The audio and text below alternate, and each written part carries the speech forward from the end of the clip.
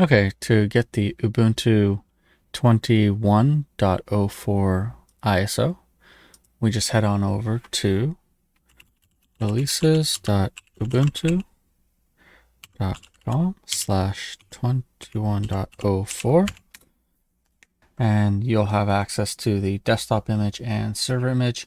Just select which one you want and it will start to download. Once you have that, we can continue with the installation. There's a few applications. The one I prefer is called Rufus.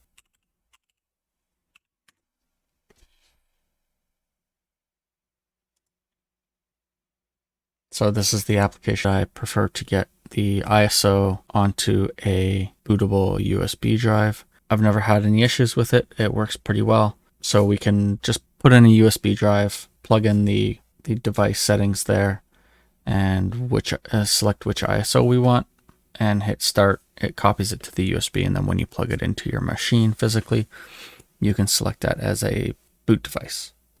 And you should be good to go to run the Ubuntu 21.04 installer from there. Okay, so we're going to install Ubuntu 21.04. Now this is a beta release. It came out in April 2021. I believe it was released on April 7th. So we're going to go through the install process for it.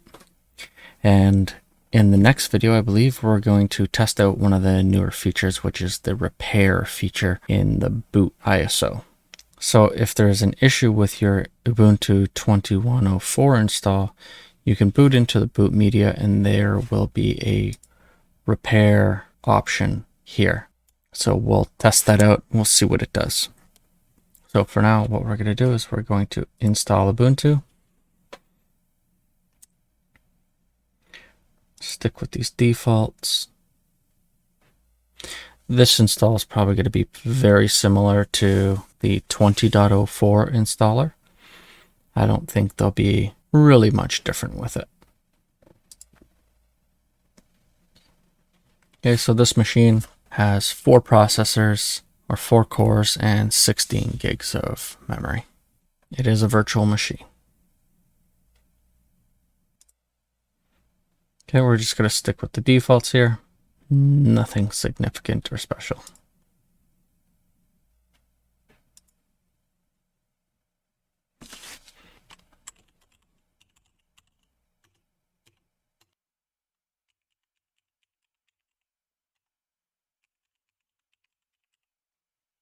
Okay, so there is, I believe, something that isn't usually here, is this Use Active Directory button. I'll have to double check on the Ubuntu 20.04 install, but I don't think that this option was here.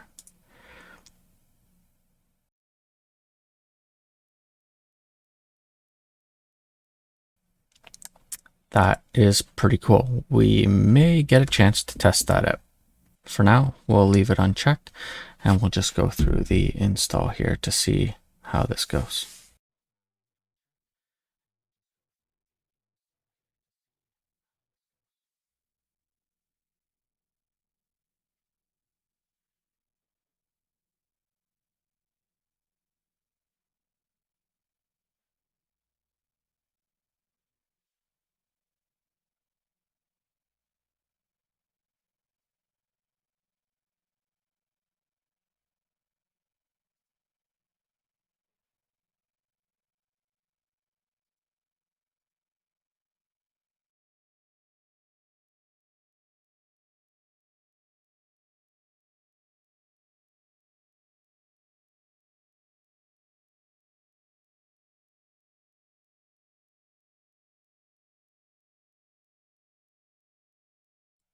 Okay, so install complete. Pretty painless. Looks like it's almost identical to the 20.04 installer. Maybe some different pictures. So let's give it a reboot. I like the new boot logo for Ubuntu 20 series instead of the old one, which was just a purple screen.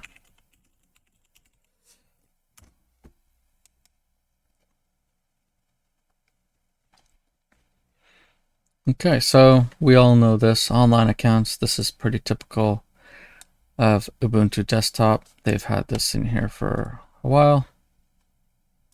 Don't send my info. Don't leave locations off.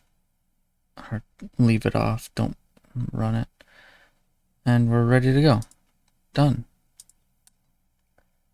So this looks pretty similar to 20.04. We've got a little bit of a different background by default. Installs the same. Let's see. Let's install now.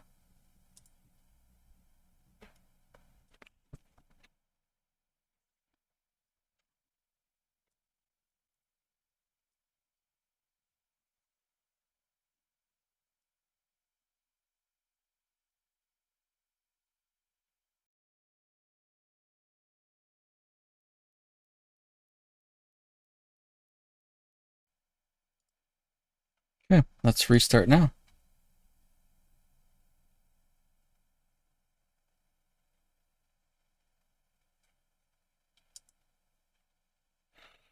Reboots pretty quick, although this is a VM that is on a NVMe disk, so I would expect it to be fairly fast.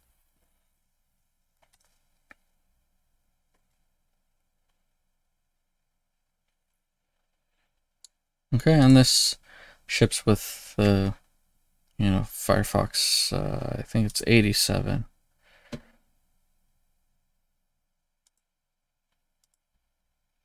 Yeah, Firefox 87, which is the latest version for Ubuntu.